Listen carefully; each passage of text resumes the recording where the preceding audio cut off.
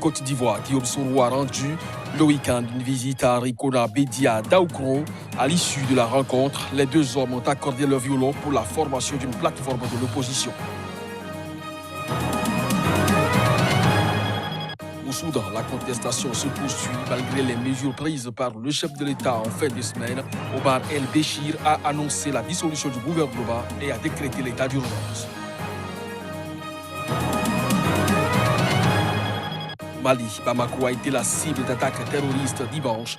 Dans l'attaque suicide impliquant 2 véhicules contre un camp militaire, au moins 2 militaires et un civil ont été blessés.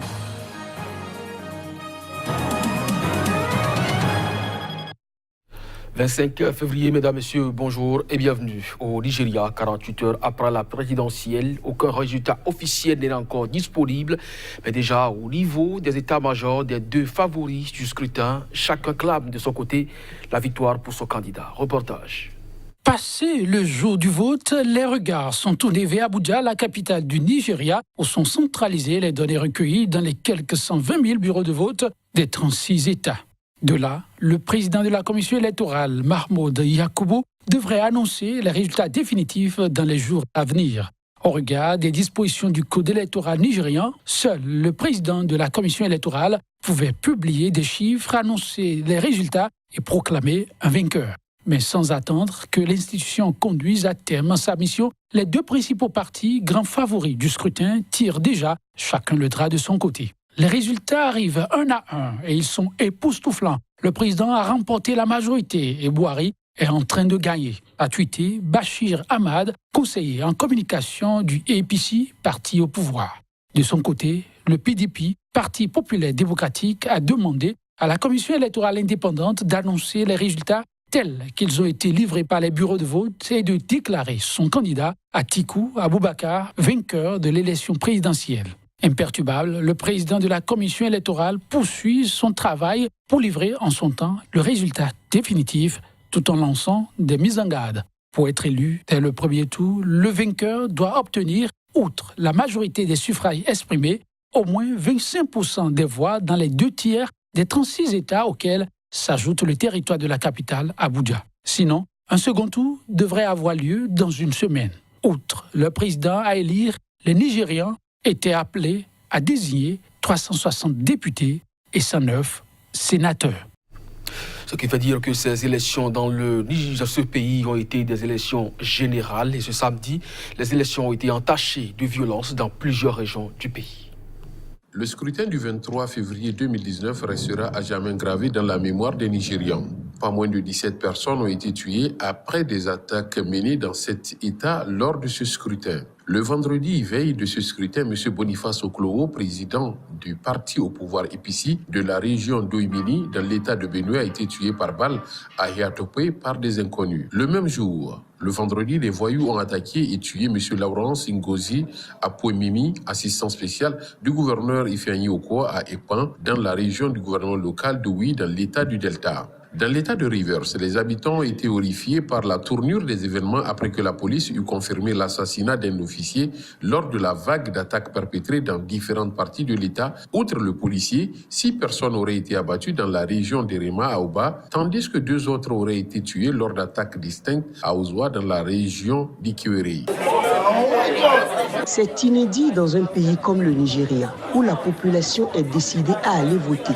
Vous le voyez vous-même, c'est une manière à nous de sanctionner cette classe politique qui est en perte de repères. À côté, il y a eu des violences et même des morts. Mais cela ne découragera pas la jeunesse dans sa marche vers un réel changement. C'est de cela qu'il s'agit. Il y a eu des avancées au Nigeria. Nous avons compris que notre pays n'a plus besoin de violence. C'est regrettable ce qui s'est passé. Le monde nous regarde, les observateurs également sont là. Le constat est amer. Il y a eu des violences dans certaines villes. Ici à Lagos, nous avons appris qu'il y a eu des morts. Mais cela ne va pas nous décourager. Mon souhait est que le candidat gagnant félicite le perdant et réciproquement, le perdant félicite le gagnant. C'est ça la démocratie. Les élections au Nigeria ont toujours été source de violence où l'on enregistre d'énormes dégâts matériels et surtout de pertes en vies humaines. En Côte d'Ivoire, Guillaume Soro a rendu ce week-end une nouvelle visite à Henri Konan Bédié à Daoukro. Le président du PDCI a cette fois-ci reçu, le président de l'Assemblée nationale, mais les députés de Ferké Sédougou et nouveaux membres de l'opposition. À l'issue de la rencontre, les deux hommes ont accordé leur violon pour la formation d'une plateforme de l'opposition. Le reportage pour plus de précision.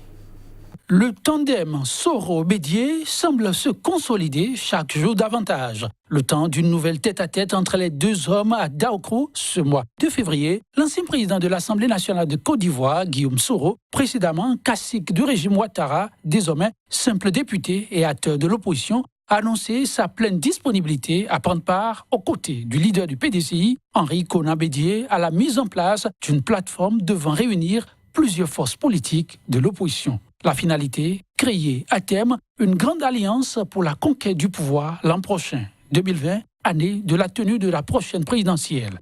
Il y a une semaine, Guillaume Soro annonçait la création d'un comité politique, instrument politique de taille, non clairement identifié et devant permettre à l'élu de participer au débat national. La même semaine, il avait entamé une tournée à l'intérieur du pays pour présenter localement les missions de son comité et susciter autour l'adhésion populaire. Une initiative suivie de près par ses alliés d'hier d'un regard plutôt amusant.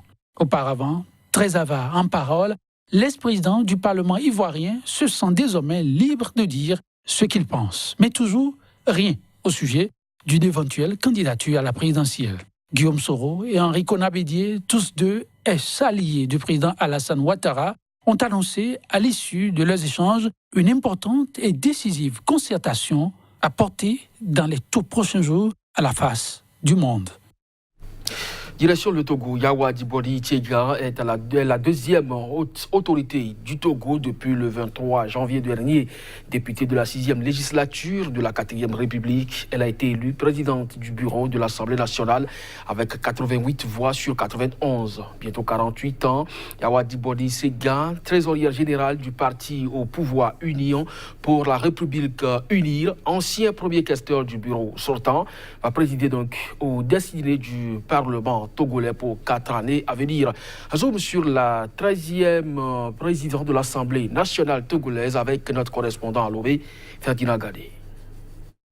Pour la première fois dans l'histoire du Togo, une femme est élue présidente de l'Assemblée nationale. Élue avec 88 voix sur 91, Yawa Djibodi Tchegan, trésorière du parti au pouvoir Union pour la République Unir, 47 ans, succède à Dama Dramani à la tête du Parlement togolais depuis le 23 janvier dernier. Inspectrice des impôts, elle avait occupé le poste de premier questeur dans le bureau sortant de l'Assemblée nationale. Yawa Djibodi Tchegan va présider les destinées de la 6e législature de la 4e République avec un bureau composé de 11 membres. Elle est entrée à l'Assemblée nationale pour la première fois à l'issue des élections législatives de 2013. Titulaire d'une maîtrise en droit des affaires et un diplôme d'inspecteur des impôts en France, la présidente du Parlement togolais fêtera ses 48 ans le 8 mai prochain.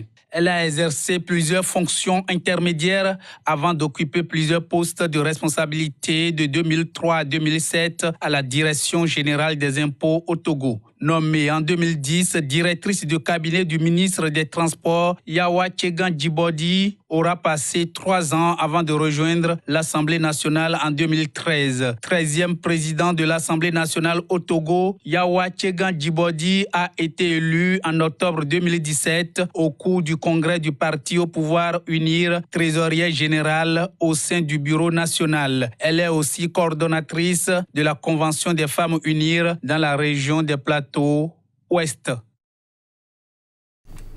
Au Mali, Bamako, la capitale du pays, a été la cible d'attaques terroristes dimanche. Dans l'attaque suicide impliquant 2 voitures contre un camp militaire où sont stationnés des instructeurs européens, au moins 2 militaires et un civil ont été blessés. Le reportage pour plus de précision. 3 blessés légers, 2 militaires et un civil dans la nouvelle attaque suicide. Le ministère malien de la Sécurité et de la Protection civile rapportant les faits a signalé que 2 des assaillants ont péri au cours des échanges de tirs. De nombreuses portes et vitres ont volé en éclats. Des infrastructures du camp ont été détruites. En effet, l'attaque avait visé le camp de Kolikoro, à 57 km au nord-est de Bamako, qui abrite une base militaire malienne, la mission européenne de formation de l'armée malienne, le 8e et les écoles maliennes de formation des sous-officiers et des officiers. À leur arrivée, les assaillants ont d'abord tiré sur un poste de contrôle à l'entrée de la ville avant de foncer sur le camp, selon le ministère. Face à la réaction des sentinelles, ils se sont vus obligés de déclencher leur système juste à l'entrée du camp, tandis qu'un deuxième véhicule kamikaze bourré d'explosifs n'a pu être déclenché. Le 8e a confirmé l'attaque sur Twitter, soulignant qu'aucun de ses membres n'avait été blessé, contrairement aux militaires maliens. Lancé en février 2013 dans la foulée de l'opération militaire à l'initiative de la France pour chasser les djihadistes qui avaient pris le contrôle du nord du Mali, le 8e, qui compte quelques 600 membres, réunit des militaires européens de 25 pays. Le 21 mars 2016, une attaque djihadiste contre l'hôtel nord-sud de Bamako, abritant le 8e dans la capitale malienne, avait été repoussée et s'était soldée par la mort d'un assaillant. Niamey, la capitale du Niger, abritera ce lundi la première conférence des chefs d'État et de gouvernement de la Commission climat pour la région du Sahel. Cette conférence qui a comme invité d'honneur Sa Majesté le roi Mohamed VI du Maroc verra la participation de 17 États de la région du Sahel, membres du CCRS. À l'ordre du jour des assises, l'endossement du plan d'investissement climat pour la région du Sahel, le PRP, et le dispositif institutionnel de sa mise en œuvre. Plus d'explications avec le ministre nigérien de l'Environnement, Al-Mustafa Garba. Il s'agit à présent de soumettre ce plan d'investissement à la validation des chefs d'État et de gouvernement, ce qui justifie la tenue le 25 février, c'est-à-dire le lundi prochain, d'un sommet des chefs d'État de la Commission climat pour la région du Sahel. Les chefs d'État et de gouvernement et les chefs de délégation vont connaître donc du rapport du plan d'investissement climat qu'ils vont adopter et qui est assorti d'un programme prioritaire pour impulser les investissements climatiques dans la région du Sahel en vue d'anticiper, si vous voulez, sur les interventions, puisque c'est une œuvre de longue haleine. Le plan d'investissement a été élaboré pour la période de 2018 à 2030 et le programme prioritaire qui est en fait une séquence destinée à impulser, à préparer donc la mise à l'échelle des investissements nécessaires sera soumis dès le 26 février à une table ronde des partenaires techniques et financiers en vue donc de son financement. Au Soudan, la contestation se poursuit malgré les mesures prises par le chef de l'État en fin de semaine. Omar El-Béchir a en effet annoncé la dissolution du gouvernement et a décrété l'état d'urgence. Mais la rue gronde toujours. Reportage.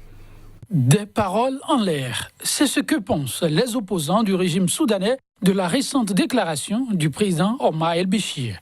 Pour Rachid Saïd Ahmad, membre du Parti communiste, c'est même un aveu de faiblesse du régime.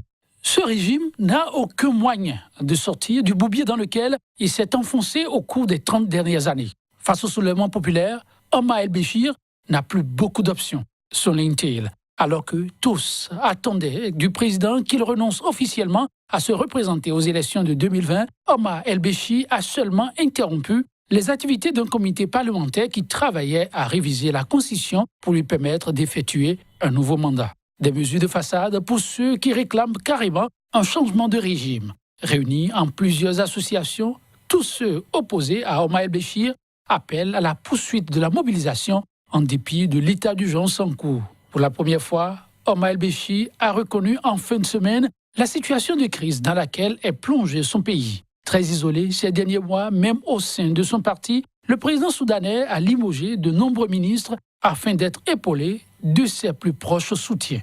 Le ministre de la Défense, le général Awad Ibnouf, conserve son poste et accède au grade de premier vice-président.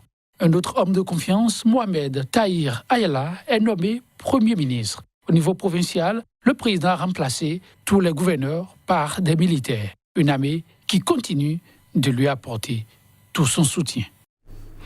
Ce sera donc tout pour cette édition, mesdames, messieurs. Merci de nous avoir suivis. Très bonne journée en compagnie de nos programmes.